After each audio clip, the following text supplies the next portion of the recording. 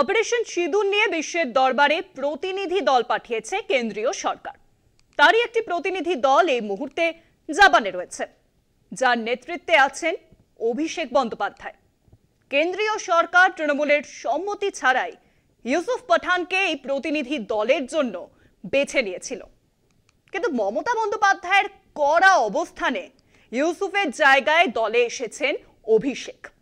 অন্যদিকে ভূস্বর্গের সীমান্ত এলাকায় এই মুহূর্তের পরিস্থিতি খতিয়ে দেখতে তৃণমূলের পক্ষ থেকে একটি প্রতিনিধি দল হাজির হয়েছে কাশ্মীরে।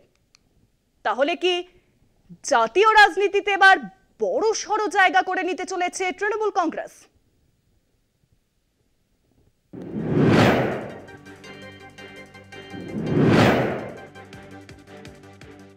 পেহেলগামে জঙ্গি হানা, অপারেশন সিঁদুর এবং পাক সন্ত্রাসবাদের বিরুদ্ধে ভারতের অনমনীয় মনোভাব তুলে ধরতে বিশ্বের বিভিন্ন দেশে পৌঁছচ্ছে সংসদের সর্বদলীয় প্রতিনিধি দল।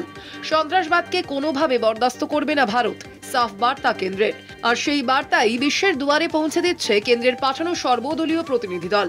পাকিস্তানের সমূর্তি ফাঁস করতে এবং অপারেশন সিঁদুরের গুরুত্ব বোঝাতে বৃহস্পতিবার সকালে জাপানের টোকিওর ভারতীয় দূতাবাসে পৌঁছয় সর্বদলীয় প্রতিনিধি দল। জেডিইউ সাংসদ সঞ্জয় ঝায়ের নেতৃত্বে জাপানের সর্বদলীয় প্রতিনিধি দল। প্রতিনিধিদের মধ্যে রয়েছেন তৃণমূল সাংসদ অভিষেক বন্দ্যোপাধ্যায়ও।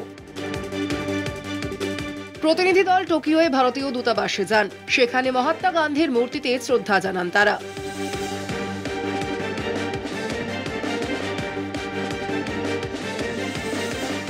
এরপর জাপানের ভারতীয় অ্যাম্বাসাডর সিবি জর্জের সঙ্গে বৈঠকে বসেন। জাপানের বিদেশমন্ত্রী তাকেশি ইওয়াইয়ার সঙ্গে সাক্ষাৎ সর্বদলীয় প্রতিনিধি দলের। ঐকমত্যের ভিত্তিতে দুই দেশ সন্ত্রাসবাদের বিরুদ্ধে লড়বে, সর্বদলীয় প্রতিনিধি দলকে জানিয়েছেন জাপানের বিদেশমন্ত্রী।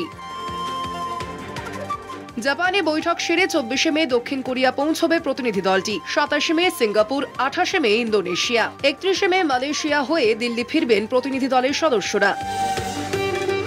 59 জন সাংসদ নিয়ে 7টি প্রতিনিধি দল মোট 33টি দেশে যাবে। 21 মে থেকে শুরু হয়েছে বিভিন্ন দলের এই যাত্রা, চলবে আগামী 5ই জুন পর্যন্ত। যখন জাপানে রয়েছেন অভিষেকরা, তখন শিবসেনা সাংসদ শ্রীকান্ত শিন্ডের নেতৃত্বে একটি দল রওনা দিয়েছে সংযুক্ত আরব আমিরশাহিতে। এই দলে রয়েছেন বিজেডি সাংসদ সম্বিত পাত্র, এসএস আলুওয়ালিয়া, বিজেপি সাংসদ বানসুরি স্বরাজ, বিজেপি সাংসদ অতুল গর্গ, আইইউএমএল সাংসদ ইটি মোহাম্মদ বশির এবং রাষ্ট্রদূত সুজন চিনাই।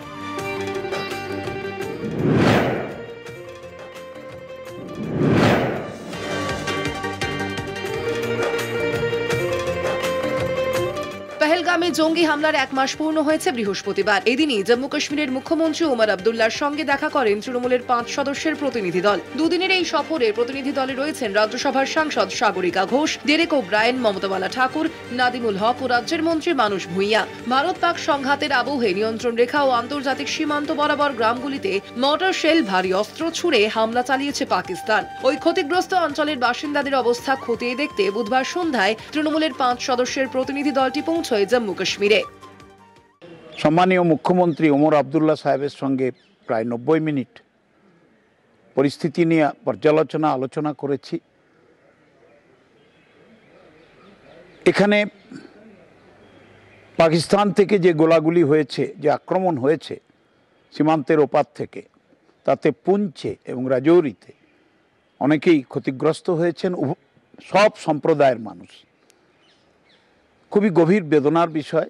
তাদের সহানুভূতি জানাতে, তাদের ভালোবাসা জানাতে এবং তাদের সংগ্রাম যেভাবে তারা রক্ষা পেয়েছেন এবং 25 জন প্রায় নিহত হয়েছেন, একটি বাড়ির ভাই বোন তারাও নিহত হয়েছেন, সব সম্প্রদায়ের মানুষ নিহত হয়েছেন। আমরা আজকে পুঞ্চে যাব, আগামীকাল রাজৌরি যাব।